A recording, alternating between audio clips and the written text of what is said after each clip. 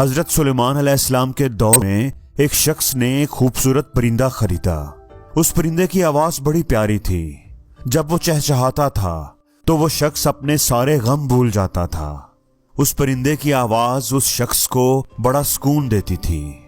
ایک دن اس پرندے کے پنجرے کے پاس اس جیسا ایک اور پرندہ آیا اور اپنی زبان میں اس سے کچھ باتیں کی اور واپس اڑ گیا۔ اس دن کے بعد پنجرے میں موجود پرندے نے باتیں کرنا ہی چھوڑ دیں۔ وہ ایسا ہو گیا جیسے اس نے کبھی بات ہی نہ کی ہو۔ اس کے مالک کے کان اس کی سریلی آواز سننے کو جیسے ترس سے گئے۔ کئی دن ایسے ہی گزر گئے لیکن پرندہ نہ بولا۔ اس کے مالک کی بے چینی بڑھتی جا رہی تھی۔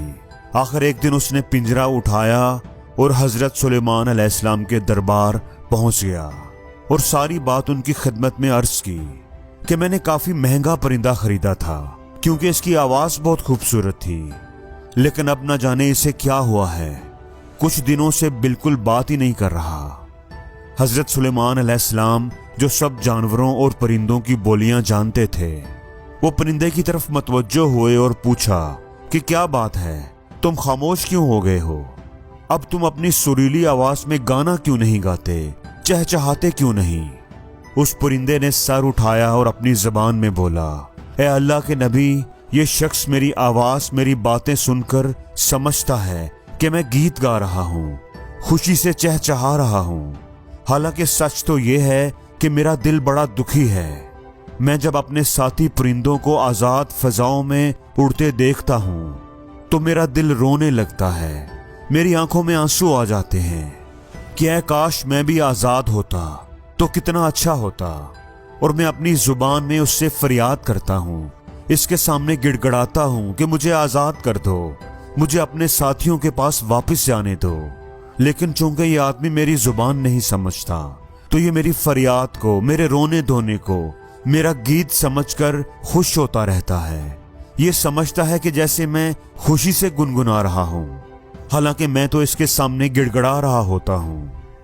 پھر ایک دن میرا ایک ہم جنس میرے پاس آیا اور مجھے سمجھایا کہ یہ شخص تیری زبان نہیں سمجھتا، یہ نہیں جانتا کہ تو رو رو کر اس سے کیا فریاد کر رہا ہے، اس لیے اگر تو اس کی قید سے آزاد ہونا چاہتے ہو تو رونا چھوڑ دو، بولنا چھوڑ دو، فریاد کرنا بھی چھوڑ دو، بالکل خاموش ہو جاؤ، کیونکہ اس شخص پر تو تمہارے الفاظ اثر ہی نہیں کرتے، یہ تو تمہارے درد کو سمجھ ہی نہیں پاتا، جان ہی نہیں پاتا۔ بس اس دن سے میں خاموش ہوں، صبر کر رہا ہوں اور دل ہی دل میں اپنے اللہ سے دعا کر رہا ہوں کہ وہ میری آزادی کا کوئی وسیلہ بنا دے۔